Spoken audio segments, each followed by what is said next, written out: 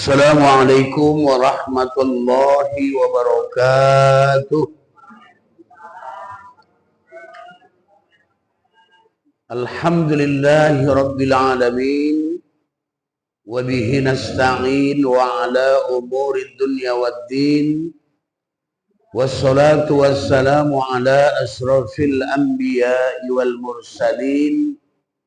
Sayyidina Muhammad wa ala alihi wa sahbihi ajma'in. Amma ba'du, faqad qala Allah ta'ala fil Qur'anil Karim. Bismillahirrahmanirrahim. Ya ayyuhalladzina amanu ittaqullaha haqqa tuqatih wa la tamutunna illa wa antum muslimun. Faqad qala an-nabiy sallallahu alaihi wa alihi wa sallim julusaka sa'atan fi majlisil ilmi wa la taktuban harfan khairum min alfi sanatin rakaat. Duduk kamu, kata Rasul, dalam sebuah majelis ta'lim, mendengarkan apa yang disampaikan, ini lebih baik daripada kita sholat sunat 1000 rakaat. Kemudian Rasul juga dalam hadis yang lain mengatakan, barang siapa yang keluar dari rumahnya dengan tujuan fi sabilillah, dengan tujuan fi sabilillah, mencari jalan untuk keridhaan Allah, termasuk dalam majelis ta'lim ilmu pengetahuan ini, maka baginya adalah mendapatkan surga dan dihukumkan pahalanya seperti orang yang berjihad bersungguh-sungguh di jalan Allah sampai dia kembali ke rumahnya. Shadaqallahul azim wa sadaqa rasuluhun nabiyyil karim. Jamaah salat subuh barokah yang dimuliakan Allah Subhanahu wa ta'ala. Tiada kata yang pantas kita sanjungkan kecuali ucapan syukur kepada Allah Subhanahu wa ta'ala. Kita mensyukuri segala nikmat yang sudah Allah berikan, sehingga pada pagi hari ini kita dapat bermuajahah kembali, bertatap muka, bersilaturahim dalam konteks meningkatkan ilmu pengetahuan, khususnya agama dalam majelis ilmu ini. Mudah-mudahan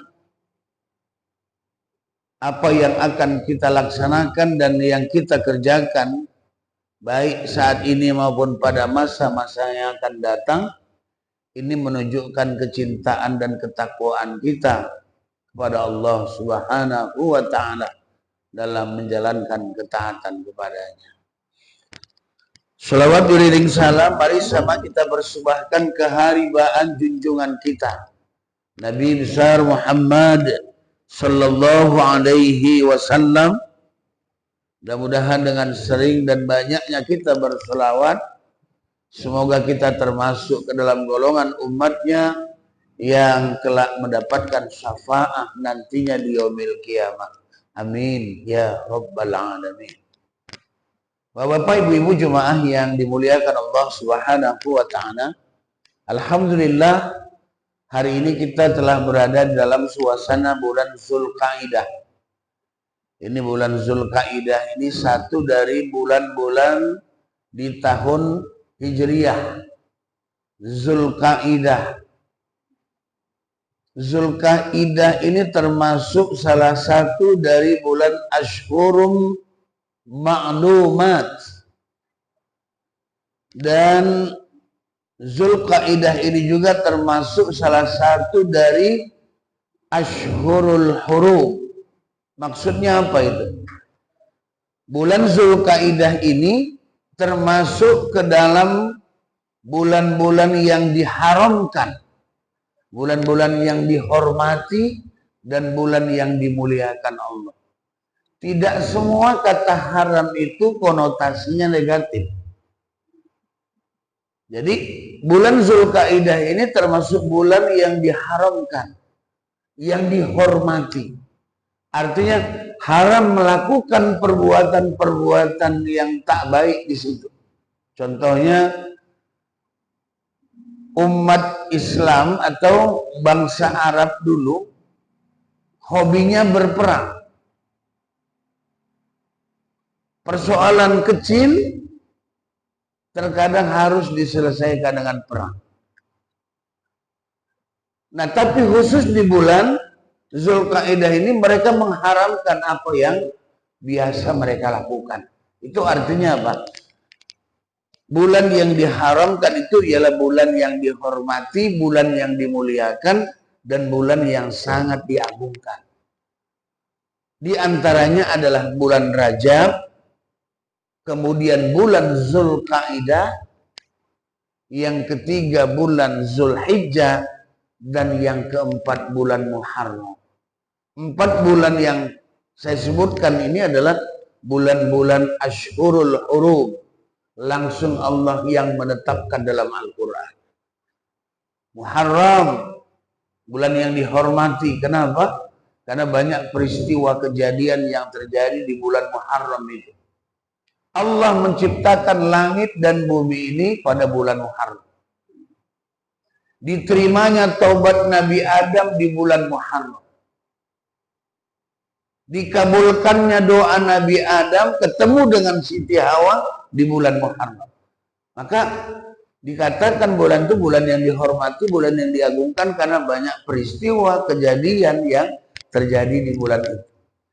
Bulan Zulhijjah tentu adalah bulan besar bagi umat Islam yang melaksanakan ibadah haji. Nah, Bapak Ibu jemaah, bulan Zulkaidah juga disebut dengan Ashhurum Ma'lumat. Al-Hajju Ashhurum Ma'lumat. Faman farada fihinna al-hajja fala rafatha wala fusuqa wala jidala fil hajj.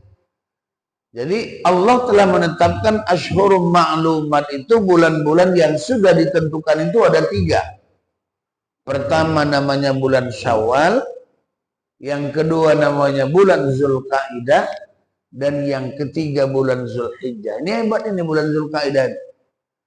Dia disebut Allah sebagai Ashhurum Ma'lumat, dan dia juga disebut dengan bulan yang Ashhurul Hurum. Jadi berarti di bulan Zulkaidah ini itu adalah bulan-bulan bagi orang yang mengerjakan haji.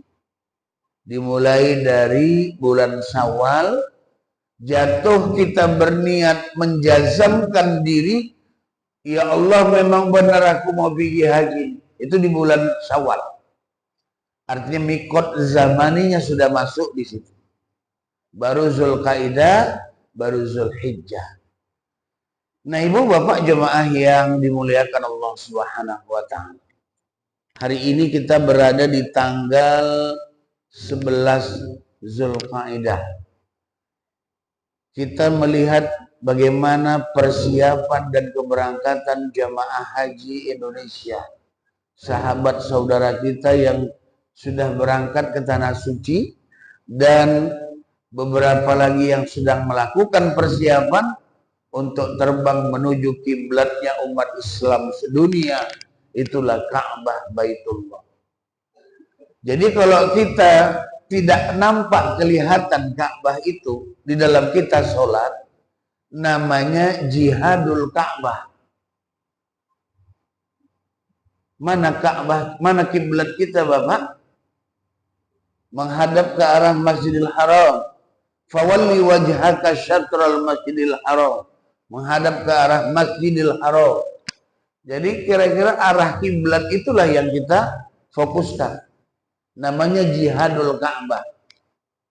Kita tidak nampak tadi mengarahkan diri kita menuju Ka'bah Baitullah sebagai kiblat.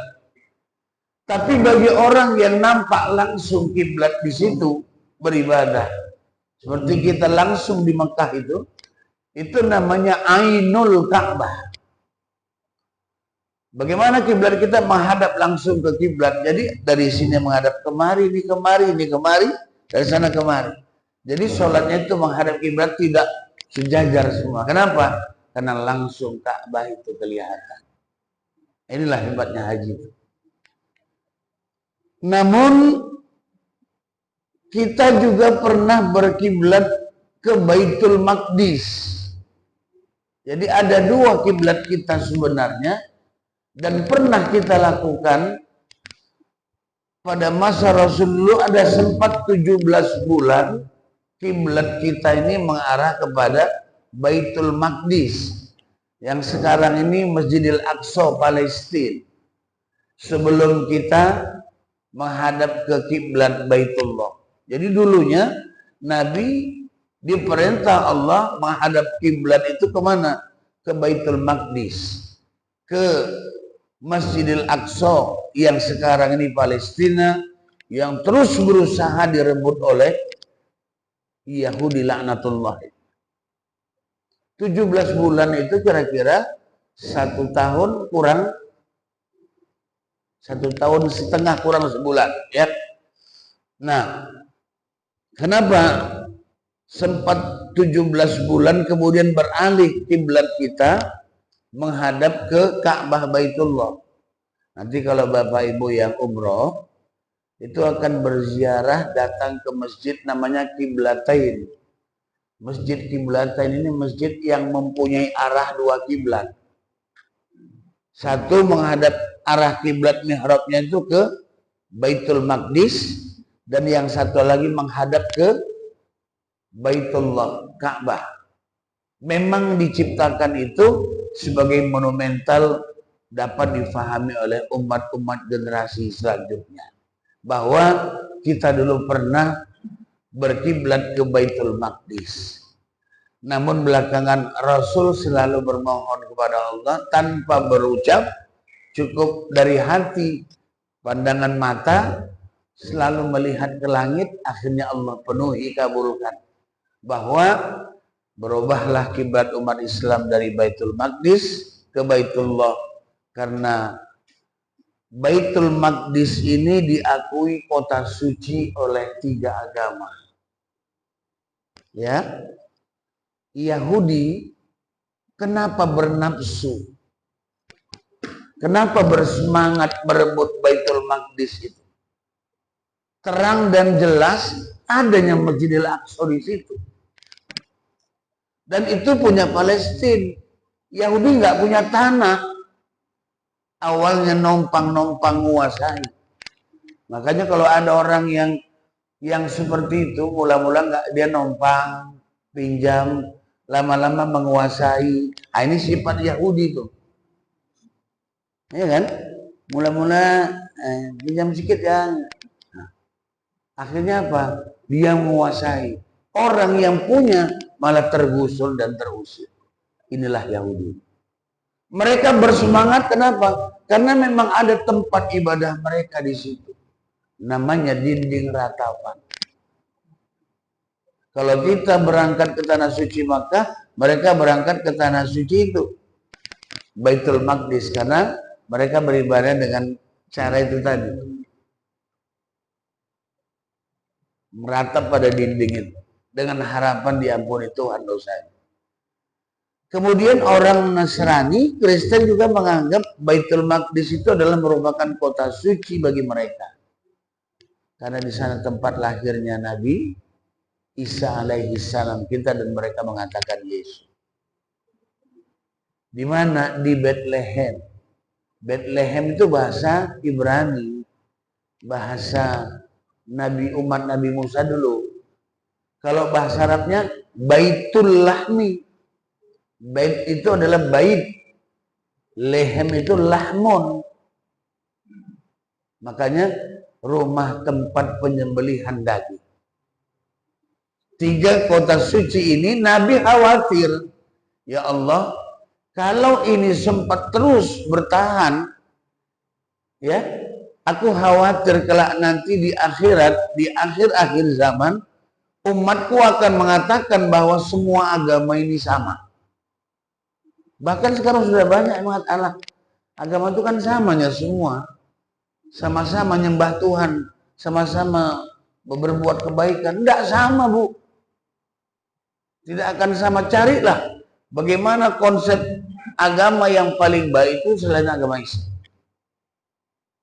Dari hablum minallahnya, dari hablum minan nasnya, kesalehan ritualnya, kesalehan sosial.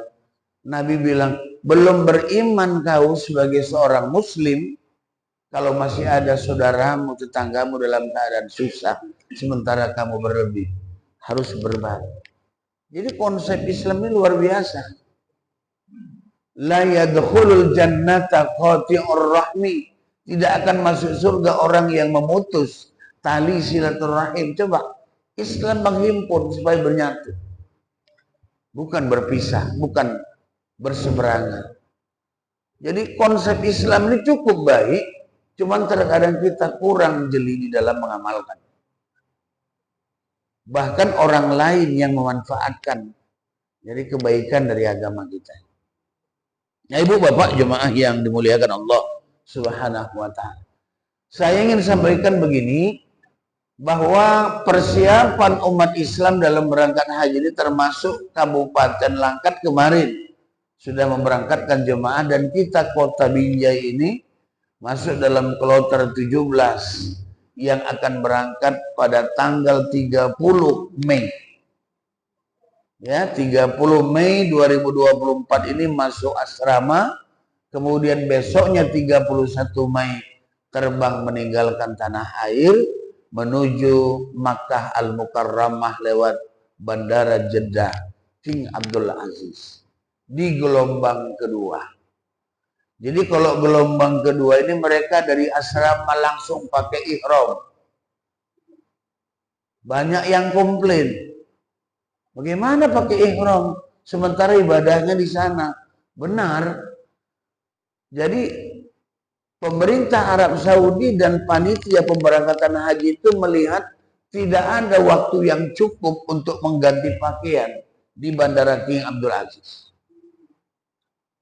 Sehingga harus dipersiapkan dari asrama haji sudah menggunakan pakaian ihram. Namun problemnya apa? Kalau sudah pakaian ihram, bagaimana dengan kondisi di pesawat 8,5 jam dengan suhu yang dingin? Orang yang tua bagaimana pula? Maksudnya mau berhaji jadi masuk angin. Nah, itu jadi masalah juga. Akhirnya disepakati boleh pakai baju kaos dulu, boleh pakai pakaian dalam dulu, tapi begitu sampai ke Bandara King Abdul Aziz Jeddah harus mereka buka semua. Hanya tinggal 2 helai kain yang tidak berjahit. Kalau wanita, ibu-ibu, tutup semuanya kecuali wajah dengan telapak tangan. Itulah namanya berihram itu. Nah, artinya jamaah haji ini di tahun ini akan merasakan cuaca yang memang panas. 44, saat sekarang ini cuacanya sudah 44, bisa nanti mencapai puncaknya 57 derajat. Jadi kalau telur itu dipecahkan di jalan, matang dia, Pak. Jadi kayak apa namanya, kayak telur mata sapi. Karena panasnya cuaca itu. Bayangkan kalau kaki kita berjalan di jalan itu tanpa alas kaki. Waduh, melepuh. Nah, ini tantangan tahun ini, cuacanya masih panas. Mudah-mudahan kita mendoakan saudara kita, jemaah kita ini lancar dalam menjalankan seluruh rangkaian ibadah haji ini dan memperoleh predikat haji yang mabrur dan mabrurah. Amin ya rabbal alamin. Kalaupun kehendak Allah menentukan lain dengan sebab cuaca ini dan lain sebagainya, mereka masuk dalam kategori orang-orang yang husnul khotimah, orang yang kembali kepada Allah dalam keadaan baik, kembali kepada Allah dalam keadaan Allah ridho. Lawan husnul khotimah ini adalah su'ul khotimah, mati yang jelek, mati yang tidak disetujui Allah, mati yang nggak disukai Allah, mati yang sia-sia. Itulah su'ul khatimah. Kita selalu berdoa, Ibu, Allahumma khtim lana bi husnil khatimah. Ya Allah, jadikanlah akhir hidup kami ini ditutup dengan yang baik, husnul khatimah. Jadi kembali kepada Allah dalam keadaan baik.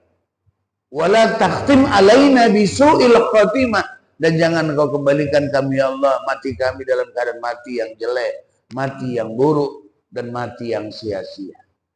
Nah, pada konteks kajian subuh kita pada hari ini, saya akan coba sampaikan ada 5 yang dikhawatirkan ulama, ada 5 golongan yang dikhawatirkan ulama matinya nanti dalam keadaan mati yang su'ul khotimah. Semoga Allah menjauhkan kita dari mati su'ul khotimah ini. Tapi ulama dari jauh hari sudah mengingatkan dan sudah risau dia, termasuk Alamah Sayyid Abdullah bin Alawi Al-Haddad di dalam kitabnya yang berjudul Sabilul Iddikar. Beliau menjelaskan tentang 5 golongan orang yang dikhawatirkan matinya dalam keadaan mati su'ul khotimah. Na'udzubillah min zalik. Jangan sampai kita mati dalam keadaan mati yang jelek dan mati yang tidak baik itu. Rasul mengingatkan dalam hadisnya, qalu wa aktsaru man yukhsha alaihi su'al khotimah. Waspadai, ada 5 golongan dari umatku ini yang dikhawatirkan akhir hidupnya, kematian hidupnya itu dalam keadaan su'ul khatimah. Mari kita coba lihat siapa itu. Yang pertama dikatakan Rasul, al-mutahawinu bis-shalah. Al-mutahawinu bis-shalah, orang yang suka melalaikan sholat. Nah, ini artinya sholat yang 5 waktu itu, mulai dari isya, subuh, lohor, asar, dan maghrib, ini kalau boleh jangan lagi ditinggalkan. Ini modal utama, Ibu Bapak. Kenapa? Karena yang mula-mula pertama kali nanti dihitung, dihisab di yaumil qiyamah itu adalah as-sholat. Tandasnya, kalau sholat kita ini baik, amal yang lain tidak akan Allah buka. Amal yang lain tidak akan Allah periksa. Maka jagalah yang 5 waktu. Islam, isya, subuh, lohor, asar, maghrib. Islam, ingin selamat, laksanakan ajaran Muhammad. Apa itu? As-sholatu li awwali waktiha, sholatlah pada awal waktu. Ini yang pertama. Melalaikan sholat itu bukan berarti dia tidak sholat. Melalaikan sholat itu artinya bermain-main dia dengan waktu dan bermain-main dia dengan pelaksanaannya. Fawailun lil musallin, maka neraka waillah, celakalah orang-orang yang sholat. Orang awam mengatakan, sedangkan sholat wai celaka. Tahu gini ya udah, nggak usah sekalian, nggak usah sholat. Salah kalau nafsirkannya gitu. Sedangkan sholat aja pun celaka, kok apalagi nggak sholat? Ya udah sekalian aja, babar belas. Gak usah sholat. Ini salah pemahaman yang gini. Jadi siapa itu? Alladzina hum an sholatihim sahun, orang yang suka melalaikan, bermain-main dengan sholatnya. Waktu tahrim masih ada waktu, tapi dikatakan dengan tahrim itu waktu di ujung-ujung antara mengakhiri satu waktu dengan mendapatkan waktu yang berikutnya. Kadang kebiasaan kita sholat asar itu di ujung-ujung nak maghrib. Kadang Ya, subuh kita ini di ujung-ujung mau sholat duha. Kecuali memang lupa.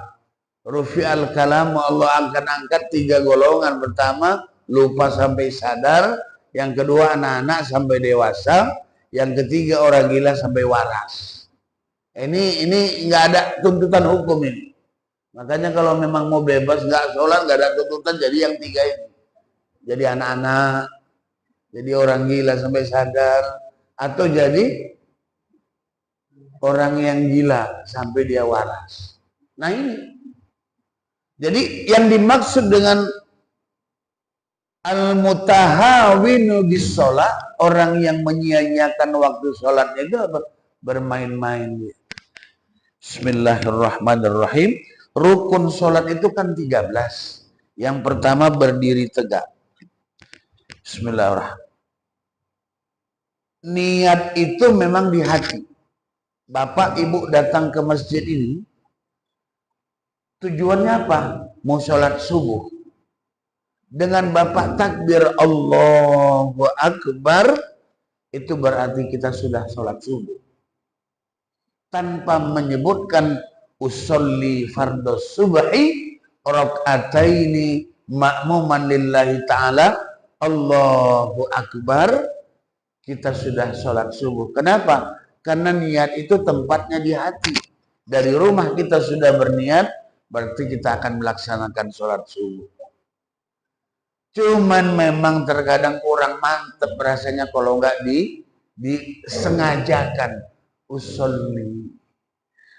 Tapi kadang-kadang ini menjadi dasar kuat, akhirnya terjadi perbedaan pandangan.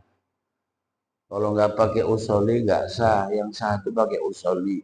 Perkara usolli tak usolli gaduh. Tapi sekarang udah nggak ada lagi. Allahu Akbar. Jadi kalau laki-laki ini Bapak, ini kita buka seolah-olah jari kita ini menyentuh telinga. Allahu Akbar. Betul-betul lah. Makanya jangan main-main, katanya sholat termasuk dalam gerakan. Allahu Akbar. Kalau ibu-ibu rapat. Allahu Akbar. Ya. Nah, kemudian ini tangan kanan memegang pergelangan tangan kiri, kemudian diletakkan di atas pusat dan di bawah dada. Sodor namanya. Inilah namanya sedekap. Allahu Akbar. Bismillahirrahmanirrahim. Allahu Akbar kabira walhamdulillah. Itu sunat. Allahumma ba'id baini wa baina, itu sunat. Tapi jangan tidak baca Fatihah. Bismillahirrahmanirrahim. Alhamdulillahirabbil alamin. Kemudian ruku. Ruku itu betul-betul Allahu Akbar. Yang dipegang ini tangan ini lutut. Pasti rata dia. Orang yang ruku itu membentuk sudut 45 derajat. Lurus, kakinya tegak lurus, badannya tunduk. Pasti 45. Kalau dia megang lutut. Tapi kalau dia megang paha, tak sampai itu. Kalau gini ya dia, ini bukan ruku. Atau megang betis dia, itu juga tidak. Sudutnya 45 derajat. Nah, termasuk gerakannya. Ini artinya apa? Dari situ juga merupakan kesungguhan kita tidak bermain-main dengan sholat. Setiap hari kita terus memperbaharui ibadah kita. Karena awwalu yuhasabu, yang mula-mula pertama kali nanti dihisab di yaumil qiyamah itu adalah tentang sholat kita. Maka mari kita berusaha untuk baik dan benar dalam melaksanakannya, dan jangan kita melalaikan sholat itu sendiri. Baik, belum lagi nanti kita bicara bagaimana sholat yang khusyuk itu. Qad aflahal mu'minun alladzina hum fi sholatihim khashi'un. Beruntung orang yang sholatnya dalam keadaan khusyuk. Allahu Akbar. Bergerak 3 kali dalam satu gerakan itu bisa membatalkan sholat. Tapi kalau sudah diantarai dengan gerakan berikutnya boleh berulang lagi. Allahu Akbar. Sami Allahu liman hamid. Boleh hitungannya berulang lagi. Kadang kebiasaan kita akhirnya menjadi tradisi. Sambil sholat pandangannya ke bawah, bukan nengok ke atas ini. Berapa ya, lama kali jam 6 kapan siapnya aku nengok ngaji ini? Udah jam 6. Itu dalam sholat akhirnya tidak khusyuk. Maksud saya ini adalah merupakan penjabaran bagaimana sholat itu dilakukan dengan baik dan benar. Tidak kita untuk lalai dalam melaksanakan sholat, termasuk mempermainkan atau bermain-main dalam sholat itu. Nah, kalau seandainya ini terus terbiasa terus kita lakukan, ulama mengkhawatirkan orang yang seperti ini nanti matinya dalam keadaan su'ul khotimah. Makanya mari terus kita lakukan perbaikan perubahan sehingga sholat kita itu menjadi sholat yang kita andalkan sebagai amal ibadah kita ketika berhadapan dengan Allah Subhanahu wa ta'ala nanti. Jemaah yang dimuliakan Allah Subhanahu wa ta'ala. Selanjutnya yang kedua, golongan yang kedua, orang yang dikhawatirkan oleh ulama nanti matinya dalam mati su'ul khotimah ini ialah al-mudminu lisyirbil khamar. Orang yang suka kerjanya mengkonsumsi minuman keras. Jadi minuman keras ini juga salah satu yang menyebabkan kita masuk dalam kategori orang yang su'ul khotimah. Nabi mengingatkan yang diriwayatkan oleh Muslim dalam suatu hadisnya, kullu muskirin khamrun. Tiap-tiap yang memabukkan itu adalah khamar. Kullu muskirin khamrun. Tiap-tiap yang memabukkan itu adalah khamar. Wa kullu khamrin haramun. Dan tiap-tiap khamar itu adalah haram. Ada orang mengatakan gini, Ustaz, kan nggak apa-apa Ustaz, kalau sikit aja, yang penting nggak mabuk. Ukuran sikit banyak itu apa? Indikatornya.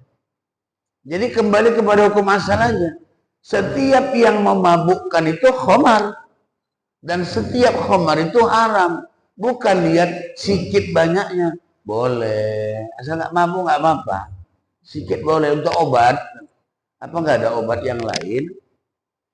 Nah, itu tadi. Bahkan kalau kita lihat kejelekan daripada khamar ini, minuman keras ini, tidak hanya membahayakan buat dirinya, tapi parahnya lagi membahayakan buat orang lain. Apa contohnya, Bu? Sering terjadi kecelakaan lalu lintas, menyebabkan banyak korban yang meninggal, penyebabnya karena supirnya mabuk. Jadi tidak hanya dirinya saja yang berbahaya, tapi juga justru membahayakan orang lain.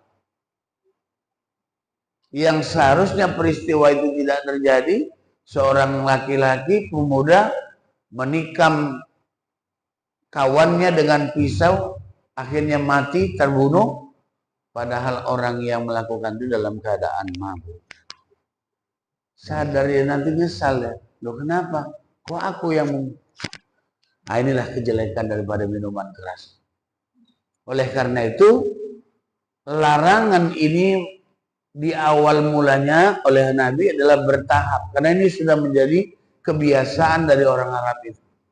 Belakangan dilarang oleh Islam, tapi bertahap.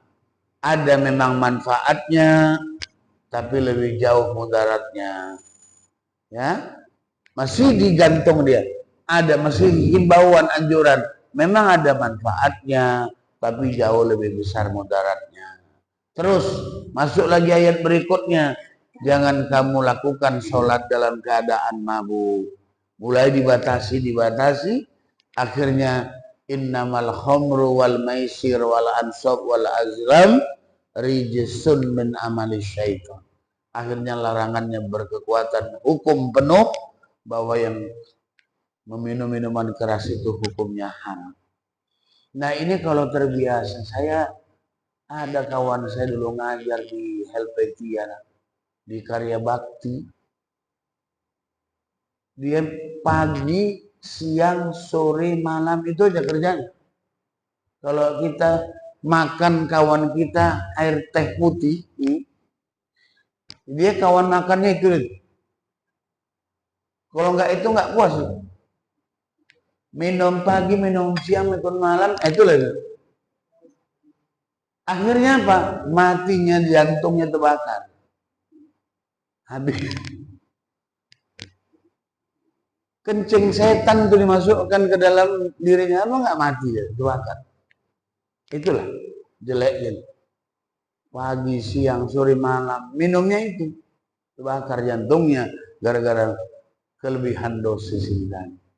Nah makanya mari, dan ini sekarang berkembang, tidak hanya minuman keras, tapi segala sesuatu yang memabukkan dikiaskan, termasuklah namanya narkoba. Bagaimana kejelekan narkoba ini? Kalau sudah candu semua, jaga semua barang-barang di rumah, habis lewung dijual semua. Barang yang paling rendah apa? Tangki, bukan tangki apa? Gas. Itu mau disingkat. Mana yang bebas barangnya. Yang penting terpenuhi keinginan. Jelek betul lah Bapak Ibu kalau sudah kecanduan itu. Nah, oleh karena itu tidak hanya itu, Allah juga kelak nanti akan mematikannya dalam keadaan su'ul khotimah gara-gara itu tadi. Gara-gara minuman keras tadi. Ini golongan yang kedua. Ibu bapak jemaah yang dimuliakan Allah Subhanahu wa taala. Kemudian golongan yang ketiga, ini yang juga berat, wal'aku liwalidayhi, orang yang durhaka kepada orang tuanya. Ini juga perbuatan dosa besar, urutan nomor 2. Dosa besar yang paling tinggi itu yang tidak dimaafkan Tuhan itu adalah perbuatan syirik kepada Allah, menduakan Tuhan, mensyarikatkan Allah. Ini dosa yang paling besar dan tidak dimaafkan Allah kecuali dia taubat. Yang kedua, masuk tahapan yang kedua dalam kelompok dosa besar ini apa? Durhaka kepada kedua orang tua.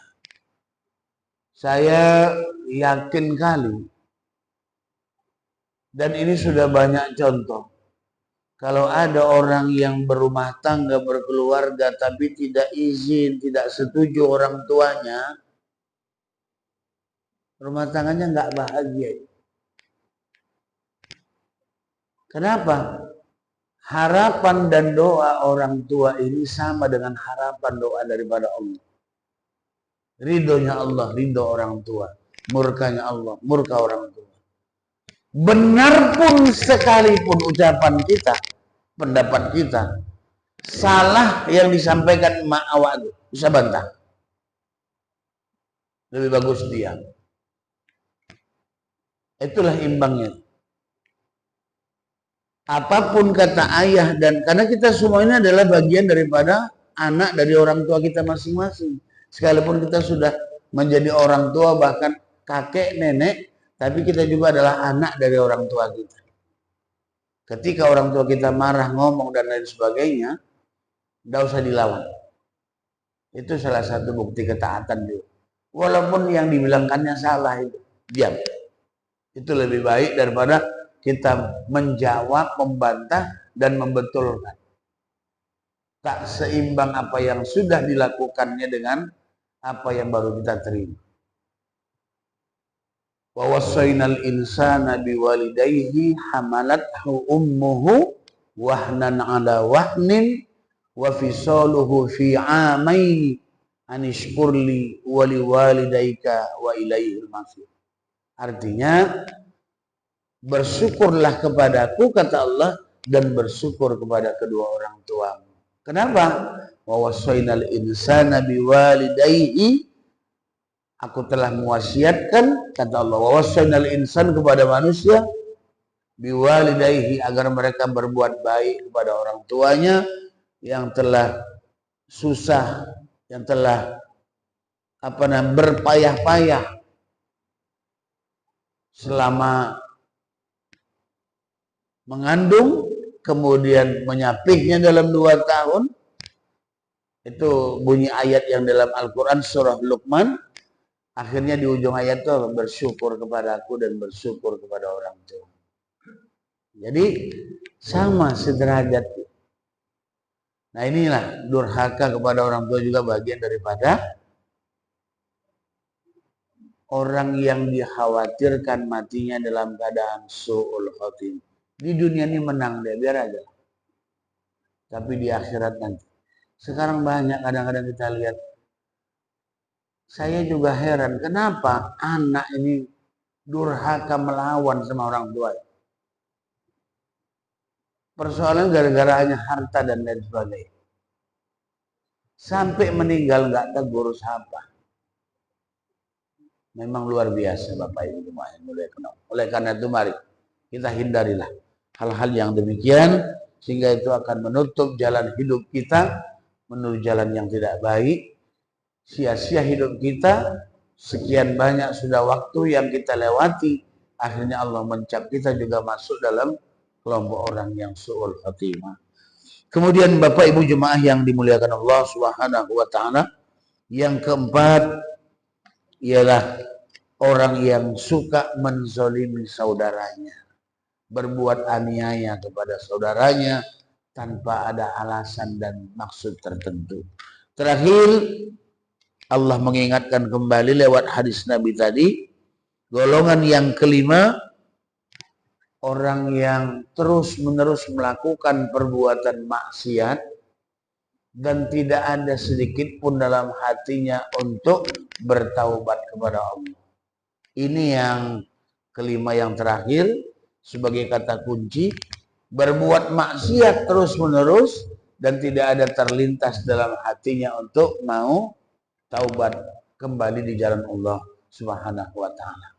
Nah, Ibu Bapak jemaah yang dirahmati dan dimuliakan Allah, mari kita buka tanya jawab kalau ada hal-hal yang ingin kita diskusikan.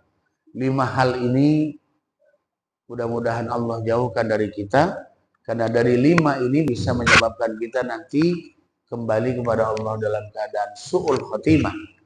Kita bermohon kepada Allah semoga kita termasuk dalam kelompok husnul khotimah, orang yang kembali kepada Allah dalam kebaikan, Allah ridho, dan kita juga kembali dengan apa yang sudah ditentukan Allah dalam Al-Qur'annya. Itu saja barangkali yang dapat kami sampaikan. 5 kelompok yang dikhawatirkan